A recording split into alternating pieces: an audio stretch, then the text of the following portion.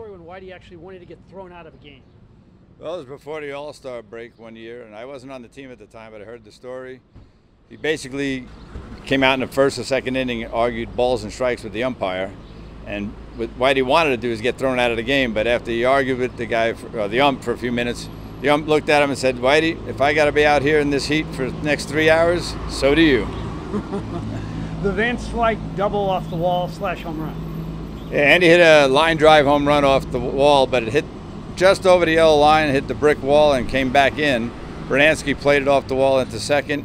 He slid in safe. They called him safe, but Jim Leland jumps out of the dugout, runs out to second base, argues that he went over the wall for a home run, and they had a big meeting out there. The home plate umpire walked out there, and after a few minutes, Jim Leland jogs off because the ump threw up his hand that it was a home run. So Andy scores, and as Jim Leland's jogging into his dugout, Whitey jumps up and jogs out to second base. He goes, "Gosh darn it," he goes, "I know it was a home run." He goes, "Half this ballpark knows it was a home run, but if I don't come out here and chew you guys out, they're going to think I'm not sticking up for my ball players." And he started yelling at the umps, and he goes, "You guys are doing a great freaking job," and then jogged off to a standing ovation. How about coming out to take you out of a game, the policy that you never wavered from? Well, if he's coming out to the mound to take you out, you never open up your glove and have him reach in to grab the baseball. You take the baseball and hand it to Whitey and don't say a word and jog off the field.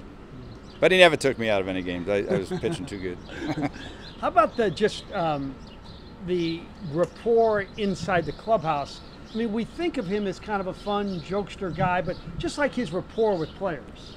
Well, he didn't have many rules. He had 2 rules: show up on time and bust your tail when you're there.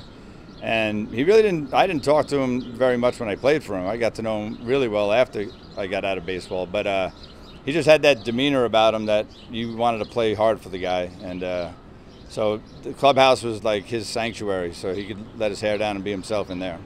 Describe what he was like opening day. You were with him a couple of weeks ago. Yeah, I saw him at opening day. We went over to the alumni, actually the Hall of Fame suite from the alumni suite. And he was sharp as a tack. Same old Whitey, and unfortunately an infection got to him, and he went downhill the last week or so. Boy, his mind up until the end, describe it. It's amazing. He has almost like a photographic memory. He can remember the weather on a certain date 25, 30 years ago and tell you exactly what happened in that ball game, and if you looked it up on Google, he'd be 100% right. It was amazing. And then his rapport with players in terms of just going out fishing. Yeah, he used to go over to Danny Cox's place in Freeburg, Illinois, and he'd fish with Danny, he'd fish with Ken Daly, Jack Buck, Bruce Sutter, and he had just a great rapport with those guys because they all loved to fish and get away from the game a little bit.